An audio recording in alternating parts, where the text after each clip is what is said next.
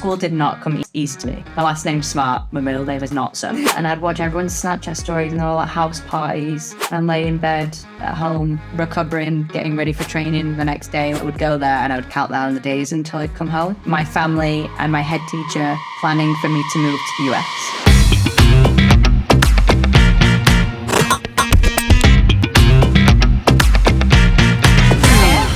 Welcome to another video. If you're new, my name is Joanna Wilson. Today, I'm joined with the Queen of the Eyes. I like that. Hi, everybody. Do you want to just give a 15-second introduction of who you are? I'm Olivia Smart. I am a professional ice dancer. I've come from competition, and my last competition was the World Championships just after Beijing Winter Olympics in 2022. I got a space on Dancing on Ice, and I became Niall Wilson's professional partner. And I've had the absolute pleasure of meeting Joanna, Ash, Luke, everybody from the Wilson family and friends. As you know, in these videos, we discuss a topic. Yes. There's about 15 different topics I could discuss with you, but we've narrowed it down for this video to basically moving away from home at a young age because your profession. So do you want to give a bit of context around you moving away, how old you were, why it was? Well, I was born in England. I'm full Yorkshire girl from Sheffield. I started skating at the age of 9 years old, just for fun. You know, those skating parties we used to go to with our friends, like Friday, Saturday nights. Yeah. My mum would let me go as long as I did some lessons to be safe. And then, long story short, in that aspect, fell in love with ice skating. Some coaches recognized me and said, like, oh, she should maybe take this on a bit further. So I started having more lessons, doing single skating and solo skating. So freestyle, meaning jumps, spins, the stuff that Niall really wants to learn. Yeah. And then I got to the age of 14 and I was at the age where my friends at school, we all start going out, you know, you start first drink for the first time, house parties are happening. So I fell into the idea of being a regular human, being a regular girl. So I was very close to stopping skating. And then an opportunity came around where I was going to try out with a partner. I liked the idea of it because it wasn't technical jumps and spins, it was more performing. And I was a good skater, I was a terrible jumper, but I loved performing. The performance side of my sport is what I fell in love with. And this young boy at the time was like the trophy of ice dance. Like every girl wanted to skate with him. And I was over here like, excuse me, who are you? So we started skiing together and I was like, you know, I'll give this a go, I'll give this a try. Or no goal in mind of Olympics or anything. And it just continued developing to the point where we had the opportunity to go out to the US. I remember I got there and I was like, I don't want to be here. 4 weeks had gone by, I didn't want to come home. After that, we just continued going back a lot to the point where we had to have a sit-down talk of my family and my head teacher planning for me to move to the US. This wasn't my idea or plan. I liked the fact that I could go there, still come home, be with friends. Headmistress and my mom had made a plan for me to move away and start homeschooling. And I had no choice. This plan had already been made. And if I wanted to continue skating, this is what I would have to do. So not that my mom made me, she just gave me the little push I needed because I wouldn't be here today if I didn't make that move. So I did end up moving there fully and I was in the US for 4 years. I ended up actually living with a host family. Okay. And they took me under their wing so it became my family as well. So that was really interesting. But I think just moving away from home and being independent from 14 was like the biggest thing that shaped me to who I am today. I know, cooking for the first time when you're over 14, I'm like, it was very unique. And a lot of my friends didn't understand it. Yeah. They'd always ask me like, why don't you just move back home? Let me take you back to conversation, meeting, headmistress, mom, 14-year-old Olivia. What was going through your mind? Was it like, oh my God, yeah, get me out there. I love skating. Was it like, I don't want to do that? Why? Where were you on that spectrum? I think I had a lot of fear behind it. And what were you fearful of? Funnily enough, I wanted to finish my GCSEs. Okay. I was like I just started them, just started the process of it. And I had in mind that I wanted to finish my GCSEs and then I could go from there. Okay. But it was a time crunch thing. It was like, you could either go now or you don't. And I was like, oh gosh, okay. And even that is so sweet, by the way. Olivia, what about my GCSEs? I don't have my GCSEs unfortunately. Right, well, that's the first thing that we're going to be doing next year. That's so, like, wholesome, though. Yeah. That was what was on your mind. And I'm the opposite of what my mum and headmistress was saying. They were like, you don't need it, you can do it in the future, or you don't need to. And I'm over here like, no, I think I need it on my resume, like, just that. But my mum and dad raised me with the phrase of, it's not what you know, it's who you know. And I was stubborn. I did not understand that. I did not take that in back then. I'd say that phrase never really sunk in with my life and what I'm doing up until about a year ago. But back then I was like, what do you mean it's not what you know, it's who you know? Everybody needs the GCSEs. Of course, it's what I know. In my mind, I'm like, everyone needs a GCSEs to go somewhere. School did not come easy to me. My last name's Smart. My middle name is not so. I am not a book smart girl. And I knew I needed to work hard to get it. So I'm like, hey, if I just hustle, stay at school, get them done, and then we'll go from there.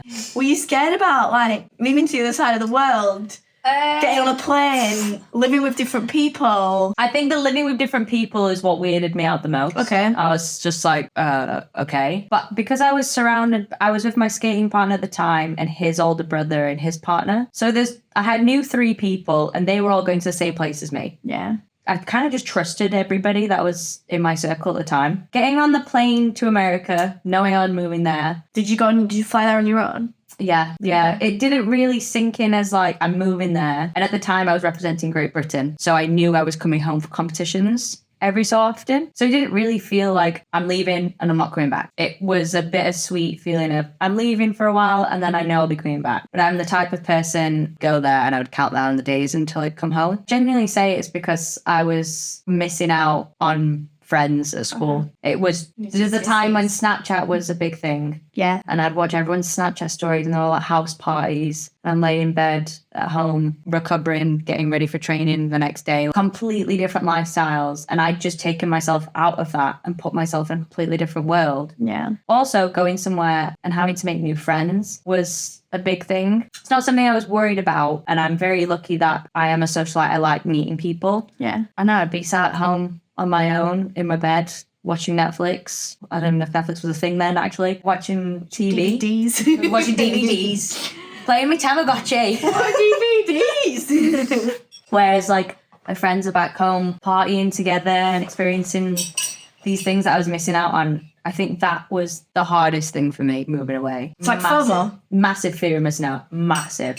Still have that to this day. And the funniest thing about that is people on this end were probably looking at your Snapchat stories and thinking, like, oh my God, what a cool life she's living. Yeah, she's in America. She's 15. Yeah. She's living the dream. Yeah. Then they were. And still a lot of people that I was friends with back then, still today, a lot of people, the acknowledgement I get from them being like, oh, actually, I'm so proud of you leaving and what you did to get to where you are now. But I also had some friends that are like I said, why don't you just come home, sack off skating? It doesn't matter. So it was hard, but I'm lucky I had the parents, that gave me that push. My parents are not like, there's some sports parents that are so involved with what you do. Mine were never like that. There was touches of where they would come in like that, but they kind of just went like this and then let me fly on my own. It's cool that they did do that, because if not, I wouldn't have taken that step. There's no way. So we were counting down the days until we came home. Mm-hmm. What was the transition between counting down the days to going home to just being like, actually, this is just my life and I live in Canada or America or overseas? I think the biggest turning point for me was when I moved to New Jersey first, and I was there for 4 years. And I lived with a host family. Same family for 4 years? Yeah, and I left when I was 18. And how close was that dynamic? Was it like a mum and dad? Mum and dad. This, the mum especially took us all on as if she was our mum. It was unbelievable. And they had a daughter that became my sister. Very, very, very close. We were there for 4 years straight. And as in you and your partner? Yeah, me and my partner. And his older brother and his partner. Okay. So we were like this poor woman's got one child, and then now all of a sudden she's got 5. Four British kids coming to live with her. She loved it. What a woman. Massive shout out to Carmen BLD. She honestly, our Costco trips were unreal. Yeah, I can imagine. The food they would buy, it was unbelievable. Did they get funded for doing that, I presume so, right? Not in the beginning. Okay. It was all from their own back just because they enjoyed the company. They had a beautiful home in the US with a pool. New Jersey, it was always warm. Like when I look at it now, I'm like, gosh, that was a good life. Cool. The only difficulty was I was young, I couldn't drive, so I was really under their shelter. I was in the house, I would have to ask them for a ride somewhere. I'd just go home skating. That was my life for a good 3.5 years. It wasn't until during that time, actually, before I left for America, I was in a relationship with somebody from the UK. I was young. 14. Yeah. I'd met this guy and he was one of my close friends and we started going out, but then I left. Yeah. But we stayed together. So we were in a long distance relationship. Missed that detail out. I love this. We were in a long distance relationship for 2 years and it worked well. He came to visit me. We were babies, actually, now that I think about it. And New Jersey's really close to New York. So we went to New York for a weekend at like 17 years old. What time? I'm still in contact with him because he's one of my closest friends still. But weird to think about. It wasn't until we broke up and I had a rough breakup. It was the first time I'd experienced heartbreak and I didn't know what to do with it. I'm on my own in America and I'm like, ugh. I met a friend. Oh my gosh. I went to a music festival, a daytime music festival. In America? Yes, with the sister of the family, with the younger girl who became my sister. I met this group of girls at this day festival. They were super sweet, got the numbers, stayed in touch. Following weekend, went to another festival with them. America's big for things like that, so we did that. And just stayed in contact with them all really well. And then I remember one weekend I was just having a hard time and I was talking to her and she invited me to a house party, a college house party, an American college house party. Woo! I was like, woo! Famous. So I went to that and I just became really good friends with this girl that I met in the middle of a crowd at a festival. And then this girl moved to New York to go to college in New York City. Okay. And said, anytime you want to come, let me know. You can come stay with me. And then I had my breakup with my boyfriend at the time. And I called her and went, hi, can I take you up on the offer? Can I come to New York for the weekend? It was a 45-minute train journey from where we were living. $15 hit out of my pocket, got on a train Friday after training to New York City for the weekend, came back Sunday night, ready to train Monday. And I think I went back to New York every single weekend for about 2 months after that. Really? I was 17, 18 years old, literally kind of living a short experience of New York college city life. And that was the moment I kind of got myself out of the shell that I was in of just home skating. And that was the moment where I realized I live away from home and I love it. That was when I was like, I wasn't counting down the days anymore to go home. And then when did you move out of the family home? We had an offer by the British Federation to move to another coach in Detroit. We got kind of put on a line of, if you want funding, you have to move there. So my skating partner at the time, his brother and his partner, were not happy about that, but I was so happy because Detroit is the hub for ice dance. All the competitions we traveled to all over the world, the friends that I'd met, I'd say more than half of them lived in Detroit. So when we got the offer to move there, I was like, oh my God, wow, yes. So knowing I was moving there and a lot of my friends were in that area was a big blessing for me. And I was so excited. I moved to Detroit, got my own apartment for the first time, which was a big thing as well. And then having a strong base. I was in Detroit for less than a year, but while we were there, my partner at the time split with me, said he doesn't want to skate with me anymore. So I just moved to Detroit, have an apartment, all my friends, but I'm partnerless. Is that like a breakup? Yeah. In a sense? I can fully say that the feelings of